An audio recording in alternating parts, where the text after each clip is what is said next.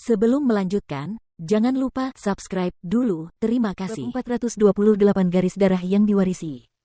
Kehausanmu akan sumber daya kultivasi telah mengkhianatimu. Pada awalnya, sebelum melarikan diri dari villa bergengsi, kamu tidak menipu apapun kecuali manik-manik mendalam, dan jumlahnya pun sangat banyak. Beberapa hari setelah kamu menipu mereka, kultivasimu meningkat. Itu sesuatu yang tidak masuk akal. Jadi, jika tebakanku tidak salah, metode kultivasimu membutuhkan banyak sumber daya. Jadi, aku tahu kau bukanlah tubuh ilahi. Kekuatan khusus yang kau miliki kemungkinan besar adalah sejenis garis keturunan. Garis keturunan yang sangat kuat, kata Ziling. Garis keturunan.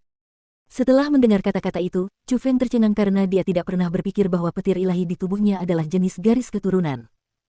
Lagi pula, benda itu baru saja tiba-tiba masuk ke dalam tubuhnya saat dia berusia 10 tahun. Jadi sebelumnya, Chu Feng selalu merasa bahwa dirinya adalah tubuh ilahi. Ya. Di dunia ini, selain kekuatan ilahi khusus yang dimiliki tubuh ilahi, orang-orang yang memiliki garis keturunan yang diwariskan kepada mereka juga memiliki kekuatan khusus. Contohnya, dinasti Jiang. Yang mereka kuasai adalah garis keturunan khusus yang diwariskan. Jadi, ketika klan mereka meningkatkan kultivasi mereka membutuhkan sejumlah besar sumber daya kultivasi. Namun, kamu berbeda dari mereka, kata Ziling. Berbeda? Bagaimana bisa? Tanya Chu Feng. Jika aku tidak salah, lebih dari 1 juta manik-manik profound telah disempurnakan sepenuhnya olehmu, dan setelah menyempurnakan begitu banyak manik-manik profound, kau hanya naik dari level ke-3 alam profound ke level ke-6 alam profound. Jumlah sumber daya yang kau butuhkan sangat mengerikan. Ini adalah sesuatu yang jauh dari sebanding dengan orang-orang dari dinasti Jiang. Selain itu, Anda terus-menerus menembus level, jadi itu menyatakan dua hal. Pertama, jumlah sumber daya kultivasi yang Anda butuhkan sangat besar. Kedua, terobosan bagi Anda tidak terbatas. Setidaknya, dalam level tertentu, tidak ada batasan. Selama Anda memiliki sumber daya kultivasi yang cukup, Anda dapat dengan mudah menerobos. Apakah aku benar? Tanya Ziling. Ini, bagaimana kau tahu? Chu Feng mengerutkan kening. Dia tidak pernah menyangka bahwa gadis kecil itu, Ziling, benar-benar telah melihatnya dengan sangat jelas dan bahkan memahami metode kultivasinya dan aturannya untuk menerobos. Benarkah? Semua yang kukatakan itu benar. Namun, Ziling tiba-tiba merasa senang, dan menjawab pertanyaan dengan pertanyaan. Gadis kecil, kau sedang mengujiku. Chu Feng melihat maksud Ziling dan dia tidak bisa menahan rasa marahnya. Sebenarnya, aku hanya menebak karena pada awalnya, setelah bertukar pukulan denganmu di White Tiger Villa, aku bertanya kepada kakekku ketika aku kembali. Selain tubuh ilahi, orang macam apa yang bisa memiliki kekuatan yang sangat kuat dan istimewa? Kakekku berkata bahwa ada 2 jenis orang. Yang pertama adalah orang yang secara bawaan memiliki garis keturunan, dan yang lainnya adalah orang yang mengolah teknik misterius terlarang.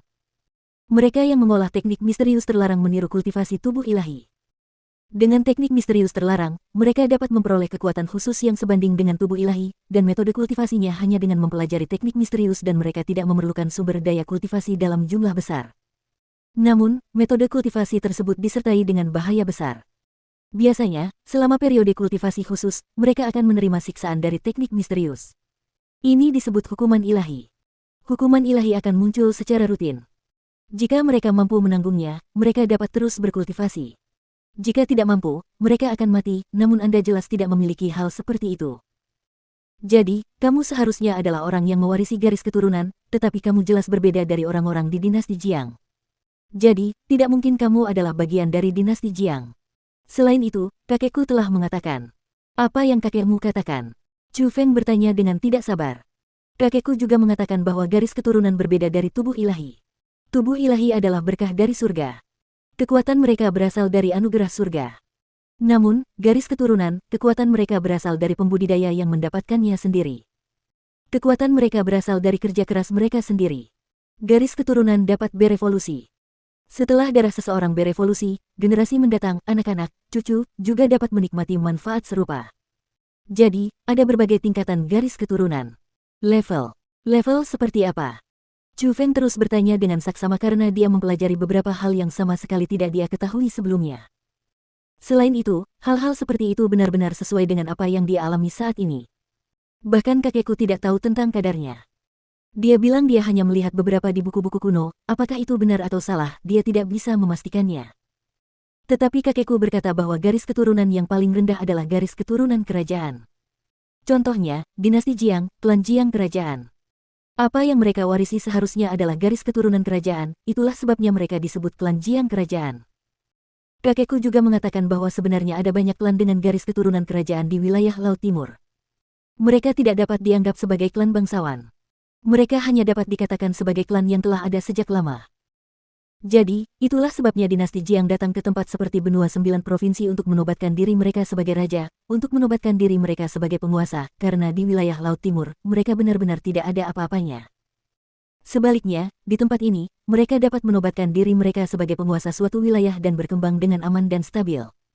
Adapun klan yang lebih kuat dari dinasti Jiang, jumlahnya cukup banyak. Namun pada kenyataannya, mereka juga memiliki garis darah kerajaan. Hanya karena darah di tubuh mereka lebih kuat, maka mereka menjadi lebih kuat dari klan kerajaan lainnya, dan baru kemudian mereka dapat menempati sebidang tanah di wilayah Laut Timur. Ngomong-ngomong, setidaknya di wilayah Laut Timur, kakekku belum pernah melihat klan yang berada di atas klan kerajaan, yang juga berarti bahwa di wilayah Laut Timur, garis keturunan yang lebih kuat dari garis keturunan kerajaan belum pernah muncul sebelumnya. Tapi itu bukan bagian yang penting. Bagian yang penting adalah bahwa area khusus garis keturunanmu berbeda dari dinasti Jiang. Kakekku pernah berkata bahwa semakin tinggi level garis keturunan, jumlah sumber daya kultivasi yang dibutuhkan orang itu akan semakin besar. Karena, orang-orang dengan garis keturunan yang kuat akan selalu memiliki kesulitan yang lebih tinggi dalam menempuh jalan kultivasi bela diri. Jadi, sumber daya yang mereka butuhkan untuk memberi makan darah mereka akan menjadi lebih besar lagi. Inilah yang disebut harga. Karena garis keturunan bukanlah tubuh ilahi, mereka tidak akan mendapatkan berkat dari surga. Jadi, bagi orang-orang yang mewarisi garis keturunan, jika mereka ingin mendapatkan kekuasaan, mereka harus membayar harga yang lebih besar dan mereka harus mengandalkan diri mereka sendiri untuk mendapatkannya. Juga, semakin tinggi level garis keturunan seseorang, semakin kecil batasan yang mereka miliki. Itu juga berarti bahwa selama seseorang memiliki sumber daya yang cukup, mereka dapat menembus level tanpa batas. Itu adalah orang dengan garis keturunan tingkat tinggi.